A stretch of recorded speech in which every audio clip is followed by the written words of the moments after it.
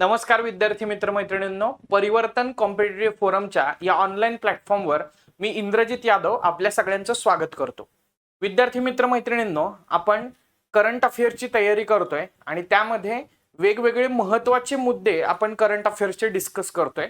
काही detail स्वरूपातले video तुम्हाला आपल्या YouTube चॅनलवरती पाहायला मिळालेले असतील आणि त्याचबरोबर एक करंट अफेअर्सच्या अनुषंगाने आपण परिवर्तनची अंतिम चालू घडामोडी अंतिम प्रहार नावाची एक शॉर्ट्सची सिरीज पण चालू केलेली आहे, ज्याच्यामध्ये महत्त्वाच्या असणाऱ्या करंट अफेअर्स वरती आपण चर्चा करतोय। सो अशा पद्धतीने आपण चाललेलो आहोत। या व्यतिरिक्त आपण बॅच मध्ये पण कंटेंट जो आहे तर तो आपल्या ऍप वरती त्या ठिकाणी अपलोड केलेला आहे, तर तिथून देखील तुम्ही हा कंटेंट कव्हर त्या ठिकाणी करू शकता। सो अशाच प्रकारच्या एक वेगवेगळ्या महत्त्वाच्या मुद्द्यांच्या बाबतीमध्ये बऱ्याचदा प्रश्न PYQ मध्ये विचारलेला आहे, तर तो म्हणजे स्वच्छ भारत सर्वेक्षण पुरस्कार 2024-25 च्या अनुषंगाने जर विचार केला तर याच्या आधी जे स्वच्छ भारत सर्वेक्षण झालेलं होतं तर त्याच्यावरती सातत्याने MPSC ने प्रश्न विचारलेला दिसतो। याच्यामध्ये पर्टिक्युलरली इंदोर, ज्याला सातत्याने स्वच्छ भारत सर्वेक्षणामध्ये प्रथम क्रमांक मिळालेला असेल, आणि त्याचबरोबर महाराष्ट्रातली काही सर्वात स्वच्छ असणारी शहरं, जेव्हा पिंपरी चिंचवड पहिल्यांदा सर्वात स्वच्छ शहर ठरलेलं होतं तेव्हा त्याच्यावरती पण प्रश्न आलेला होता। नंतरच्या टप्प्यामध्ये नवी मुंबईवरती प्रश्न आलेला आहे, इंदोरवरती 3-4 वेळा प्रश्न रिपीट झालेला आहे।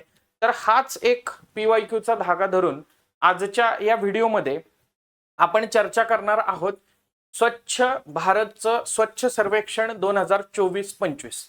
2024-25 स्वच्छ सर्वेक्षण याचा जर विचार केला तर ही या वर्षीची 9वी आवृत्ती त्या ठिकाणी होती, आणि सर्वात विशेष महत्त्वाचं म्हणजे स्वच्छ भारत अभियानाला 10 वर्ष पूर्ण झालेली आहेत। त्यामुळे एखादा अभियान, एखादी स्कीम जर का 10 वर्ष सक्सेसफुली रन होत असेल तर त्याच्यावरती प्रश्न विचारला जाऊ शकतो। असंच पॅरलल मी म्हणेन प्रधानमंत्री जनधन योजनेबद्दल पण प्रश्न विचारला जाऊ शकतो। असंच पॅरलल किसान मानधन योजना, ज्याला 5 वर्ष पूर्ण झाली आणि त्याच्यामध्ये मोठ्या प्रमाणामध्ये वेगवेगळ्या शेतकऱ्यांची नोंदणी किसान मानधन योजनेअंतर्गत करण्यात आलेली आहे, तर तिथे देखील प्रश्न विचारला जाऊ शकतो। राईट, स्वच्छ भारत अभियान इनिशियली जरी ओपन डिफिकेशन फ्री इंडिया म्हणजेच उघड्यावर शौचालय मुक्त भारत 2019 हे टार्गेट असलं तरी देखील त्याचं एक्सटेन्शन जे आहे तर ते 19 नंतर पण कंटिन्युअसली चालू आहे। बेसिकली 2019 हे महात्मा गांधींचं 150वे जयंती वर्ष होतं आणि त्याचीच थीम लक्षात घेऊन स्वच्छ भारत अभियान हे चालू करण्यात आलेलं होतं। तर आता मग हे अभियान नेमकं काय आहे, त्याच्यानंतर ह्याच्यात स्वच्छ भारत सर्वेक्षणामध्ये काय केलं जातं, आणि आता 24-25 मध्ये कुठल्या सिटीज आपण आपल्या परीक्षेच्या दृष्टिकोनातून लक्षात ठेवल्या पाहिजेत, हे सगळं सविस्तर स्वरूपात बघूयात। सो सर्वात पहिला मुद्दा आहे की अभियानाची सुरुवात। सो बघा, 2 ऑक्टोबर 2014 रोजी महात्मा गांधींच्या जयंतीनिमित्त या अभियानाची सुरुवात करण्यात आली, आणि पुढच्या 5 वर्षात म्हणजेच 2019 पर्यंत ओपन डिफिकेशन फ्री इंडिया किंवा उघड्यावर शौचमुक्त भारत ODF करणं, आणि त्याच्यासाठी मोठ्या प्रमाणामध्ये शौचालयाचं बांधकाम करणं आणि वर्तनामध्ये बदल म्हणजेच बिहेवियरल चेंज त्या ठिकाणी आपल्यामध्ये यावा याच्यासाठी प्रयत्न केले जात होते। यालाच पॅरलल आपल्याला असं लक्षात येईल की गंगा ग्राम नावाची एक योजना पण चालू करण्यात आली, ज्याच्यामध्ये गंगा नदीच्या आणि तिच्या उपनदीच्या काठावरती जी 1300-1400 गावं आहेत तर त्या गावांमध्ये ओपन डिफिकेशन फ्री ती गावं करायची, तर त्या अनुषंगानं आणि गंगेची स्वच्छता करायची, असं एक अभियान चालू करण्यात आलेलं होतं। आता ही देशव्यापी स्वच्छता मोहीम आहे, त्याच्यासाठी एक स्वच्छ भारत कोष तयार केलेला आहे, ज्याच्यामध्ये धर्मादाय देणग्या असतील किंवा कॉर्पोरेट सोशल रिस्पॉन्सिबिलिटी CSR चे जे फंड असतील तर ते फंड या स्वच्छ भारत कोष मध्ये येतात, आणि या स्वच्छ भारत कोषच्या माध्यमातून या अभियानाला आर्थिक सहाय्य प्रदान केलं जाताना दिसतं। आता 2019 पर्यंत उघड्यावर शौचालय मुक्त भारत टप्पा होता, त्याचं एक्सटेन्शन झालं स्वच्छ भारत ग्रामीण टप्पा क्रमांक 2 2021 मध्ये, आणि आता पण चालू आहे स्वच्छ भारत शहरी 2.0 2021। याच्यामध्ये फक्त उघड्यावर शौचालय मुक्त दर्जा 2024 पर्यंत गावांना प्राप्त करणं हेच फक्त अपेक्षित नव्हतं, तर त्याच्यामध्ये आता एक कन्सेप्ट आली आहे ती म्हणजे ODF प्लस। आणि ODF प्लस मध्ये काय आहे तर घन आणि द्रव कचरा व्यवस्थापनाद्वारे ग्रामीण स्वच्छता मजबूत करणं, हे स्वच्छ भारत अभियान ग्रामीणच्या बाबतीमध्ये आपण बघू शकतो, आणि शहरीच्या बाबतीमध्ये कचरामुक्त शहर, मलमूत्र आणि प्लास्टिक कचरा व्यवस्थापन, सांडपाणी त्याच्यावरती उपचार, सिवेज ट्रीटमेंट प्लांट, दीर्घकालीन शहरी स्वच्छता परिणाम टिकवून ठेवण्यासाठी कपॅसिटी बिल्डिंग, या गोष्टीवरती पुढच्या टप्प्यामध्ये आता फोकस केला जाताना त्या ठिकाणी दिसतोय. सो हे बेसिकली स्वच्छ भारत अभियानाच्या बाबतीत आहे. आता लक्षात ठेवा, जिथं प्रश्न विचारला जाऊ शकणार आहे, स्वच्छ भारत अभियानाचे 2 भाग आहेत बरं का. एक आहे स्वच्छ भारत अभियान ग्रामीण आणि दुसरं आहे स्वच्छ भारत अभियान शहरी.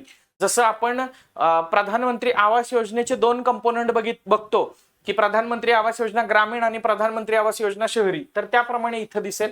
आता यातलं स्वच्छ भारत अभियान ग्रामीण जे आहे तर ते जलशक्ती मंत्रालयाच्या अंतर्गत कार्य करतं बरं का. आणि स्वच्छ भारत अभियान शहरी जे आहे तर ते गृहनिर्माण आणि शहरी व्यवहार मंत्रालयाच्या अंतर्गत काम करताना दिसतं. राईट. सो मंत्रालय लक्षात ठेवा, कुठल्या मंत्रालयाद्वारे ही योजना कुठल्या भागामध्ये राबवली जाते. आणि इंटरेस्टिंगली पुढे येणार आहे, पण आता एक गोष्ट क्लिअर करतो या ठिकाणी की स्वच्छ भारत अभियानामध्ये जे स्वच्छ सर्वेक्षण केलं जातं ते मात्र आरोग्य मंत्रालयाद्वारे केलं जातं बरं का. आरोग्य मंत्रालयाद्वारे. आहे की नाही इंटरेस्टिंग फॅक्ट. बरोबर. आणि इथं कन्फ्युजन करायला स्कोप राहणार आहे तुम्हाला की जलशक्ती वाचलंय, गृहनिर्माण पण वाचलंय, पण ते काय सर्वेक्षण कोण जाहीर करता असा प्रश्न विचारतील. सो आरोग्य मंत्रालय इथं व्यवस्थित पद्धतीनं लक्षात ठेवणं गरजेचं आहे. आता स्वच्छ भारत मिशन अंतर्गत स्वच्छता सर्वेक्षण म्हणजे नेमकं काय, तर 2016 पासून बेसिकली आरोग्य मंत्रालयाकडून हे सर्वेक्षण केलं जातं. पर्टिक्युलरली भारतातली शहरं आणि त्याचबरोबर ज्या नागरी स्थानिक स्वराज्य संस्था आहेत म्हणजे अर्बन लोकल बॉडीज आहेत तर त्यांचं सर्वेक्षण केलं जातं बरं का. हेही लक्षात घेण्याचा प्रयत्न करा. राईट. सर्वोत्कृष्ट कामगिरी करणारी शहरं आणि शहरी स्थानिक स्वराज्य संस्था यांची यादी निवडली जाते. राईट. उद्देश आहे नागरिकांचा सहभाग त्याच्यामध्ये वाढवणं आणि स्वच्छतेबद्दल जागरूकता निर्माण करणं. इनिशियली 2016 मध्ये 73 शहरांपासून सुरुवात झालेली, पण 24-25चा आत्ताची जर का आवृत्ती लक्षात घेतली तर 4589 शहरांचा याच्यामध्ये समावेश झालेला आहे बघा. आणि मग कचऱ्याचं वर्गीकरण असेल, प्रक्रिया असेल, त्याच्यावरती सार्वजनिक जागा ज्या आहेत तर त्यांची स्वच्छता आहे किंवा नागरिकांचे स्वच्छतेबाबतचे अभिप्राय आहेत, अशा वेगवेगळ्या मुद्द्यांच्या आधारे किंवा पॅरामीटर्स वरती हे स्वच्छता सर्वेक्षण करण्यात येतं. आता या स्वच्छता सर्वेक्षणामध्ये या वर्षीची जसं मी सांगितलं की आवृत्ती 9व्या क्रमांकाची होती. एप्रिल ते मार्च 2025 हे सर्वेक्षण आयोजित करण्यात आलेलं होतं. आणि त्याच्यानंतर फायनली आता रिसेंटली राष्ट्रपती द्रौपदी मुर्मू यांच्या हस्ते या स्वच्छ भारत सर्वेक्षण 2024-25च्या पुरस्कारांचं वितरण करण्यात आलेलं दिसतं. आता ह्याची जर थीम किंवा संकल्पना जर का विचारली तर ती 3R प्रिन्सिपल वरती बेस्ड होती बरं का. रिड्यूस, रियूज आणि रिसायकल. आणि promoting circular economy principle. So circular economy हा मुद्दा आजकाल चर्चेत त्या ठिकाणी आहे. चक्रीय अर्थव्यवस्था ज्याच्यामध्ये वेस्ट पासून वेल्थ जनरेट त्या ठिकाणी करायचे. अनेक गोष्टी या डंप होण्याच्या ऐवजी त्या गोष्टींचा रियूज करता येऊ शकतोय का. इलेक्ट्रॉनिक वेस्ट फेकून देण्यापेक्षा त्याचे पार्ट्स वेगळे करून त्याचा रियूज करता येतोय का. त्याची योग्य प्रकारे विल्हेवाट लावता येते का. बॉटल फेकून देण्यापेक्षा त्याच्यावरती बॉटल पेंटिंग करून ते परत विकता येतंय का. प्लास्टिकच्या गोष्टी ज्या आहेत तर त्याच्यापासून टाकाऊपासून काही टिकाऊ करता येतंय का. हे सगळं सर्क्युलर इकॉनॉमी मॉडेलमध्ये आहे. आणि त्याचा बेस रियूज, रिड्यूस, रियूज आणि रिसायकल या 3R प्रिन्सिपल वरती बेस त्या ठिकाणी आहे. आणि 12व्या रिजनल 3R आणि सर्क्युलर इकॉनॉमी फोरमनं मार्च 2025 मध्ये जयपूर डिक्लेरेशन म्हणजे जयपूर घोषणापत्र स्वीकारलेलं होतं. तर त्या घोषणापत्रामध्ये जे अपेक्षित आहे तर त्याच्यानुसार ही थीम होती. सो आपल्याला पुढचा प्रश्न पर्यावरणामध्ये विचारला जाऊ शकतो की जयपूर घोषणापत्र खालीलपैकी कशाशी संबंधित आहे. तर मित्रांनो लक्षात ठेवा ते सर्क्युलर इकॉनॉमीशी संबंधित आहे. गेटिंग माय पॉइंट. आता बघा नवी दिल्ली इथं वितरण झालं वगैरे सांगितलं. राईट. आता याच्यामध्ये पुनर्रचित स्वच्छ सुपर लीग चालू केलेली आहे. काय तुम्हाला लक्षात आलं की कंटिन्युअसली गेले 6-7 वेळा इंदोर शहर हे देशामध्ये प्रथम क्रमांकाचं स्वच्छ शहर ठरलेलं आहे. मग इंदोर शहराला पण रेकग्नाइज करता यावं आणि त्याचबरोबर इतर देशांना पण एक लेवल प्लेइंग फील्ड त्या ठिकाणी उपलब्ध, इतर राज्यांना किंवा इतर शहरांना लेवल प्लेइंग फील्ड उपलब्ध व्हावं या दृष्टिकोनातून 2 प्रकारच्या याद्या याच्यामध्ये करण्यात आलेल्या आहेत. आणि 2 याद्यांच्या बेसिसवरती हे सर्वेक्षण करण्यात आलेलं असून त्याच्यामध्ये एका यादीत असणाऱ्या शहराचं नाव दुसऱ्या यादीमध्ये त्याची पुनरावृत्ती टाळण्यात आलेली आहे. सो पहिलं आहे सुपर स्वच्छ लीग सिटीज 2024-25. याच्यामध्ये आपल्याला असं लक्षात येईल की पॉप्युलेशन हा क्रायटेरिया घेतलेला आहे आणि बेस्ड ऑन पॉप्युलेशन हे वर्गीकरण करण्यात आलेलं आहे. उदाहरणार्थ 10 लाखापेक्षा जास्त लोकसंख्या असणाऱ्यामध्ये इंदोर प्रथम क्रमांकावरती त्या ठिकाणी आहे. त्याच्यानंतर आपण जर लक्षात घेतलं तर सुरत त्या ठिकाणी आहे, त्यानंतर नवी मुंबई आहे आणि त्याच्यानंतर विजयवाडा आहे. राईट. आता इथं बघा मी काय लक्षात ठेवायचंय तर ते हायलाइट करण्याचा प्रयत्न करेन. 10 लाखापेक्षा जास्त लोकसंख्येमध्ये इंदोर आपण लक्षात ठेवणार आहोत आणि त्याच्यानंतर नवी मुंबई किंवा पहिले 3 लक्षात ठेवा. नवी मुंबई स्पेशली तिसऱ्या क्रमांकावरती आहे हे लक्षात ठेवा. त्याच्यानंतर 3 लाख ते 10 लाख लोकसंख्येमध्ये नोएडा, चंदीगड, म्हैसूर, उज्जैन, गांधीनगर आणि गुंटूर आहे. ह्याच्यात कुठलं महाराष्ट्रातलं आहे का? नाही. मग तसं लक्षात ठेवलं नाही तरी चालेल. 50,000 ते 3 लाख लोकसंख्या. त्याच्यामध्ये बघा new Delhi municipal corporation, Tirupati, Ambikapur आणि आपण लक्षात ठेवण्यासारखं लोणावळा. लोणावळा कितव्या क्रमांकावरती आहे? 4थ्या क्रमांकावरती आहे. त्याच्यानंतर 20,000 ते 50,000 लोकसंख्या असणाऱ्या शहरांची यादी जर लक्षात घेतली तर त्याच्यामध्ये प्रथम क्रमांकावरती देशामध्ये बरं का विटा आहे, त्याच्यानंतर सासवड आहे, त्याच्यानंतर देवळाली प्रवरा आहे आणि डुंगारपूर त्या ठिकाणी आहे. तर डुंगारपूर सोडलं तर 20,000 ते 50,000 पॉप्युलेशन मध्ये 3 जी शहरं आहेत तर ती महाराष्ट्रातली आहे. इथं प्रश्न येऊ शकतो. त्याच्यानंतर 20,000पेक्षा कमी लोकसंख्या असणाऱ्यांमध्ये पाचगणी आहे, त्याच्यानंतर पाटण आहे, पन्हाळा आहे, त्याच्यानंतर बिश्रामपूर आहे आणि बुंदी आहे. सो मग इथं पण पाचगणी, पाटण, पन्हाळा हे लक्षात राहणं गरजेचं आहे. राईट. बघा मग इकडे इंदोर लक्षात ठेवाल, नवी मुंबई लक्षात ठेवाल, 50 ते 3 लाख मध्ये चौथं लोणावळा हे लक्षात ठेवाल, 20 ते 50 मध्ये विटा, सासवड, देवळाली, प्रवरा अनुक्रमे 1, 2, 3 आहेत आणि तिकडं लेस दॅन 20,000 20,000पेक्षा कमी लोकसंख्या असणाऱ्यांमध्ये पाचगणी, पाटण आणि पन्हाळा हे 3 आहेत. हे एवढं लक्षात ठेवणं अपेक्षित आहे. ही आहे सुपर स्वच्छ लीग सिटी. आता याच्यामध्ये ज्या शहराचा नंबर आलाय त्याला इकडं वगळण्यात आले स्वच्छ शहर. अगेन हे 5 कॅटेगरीमध्ये पहिले 3 क्रमांक काढलेले आहेत.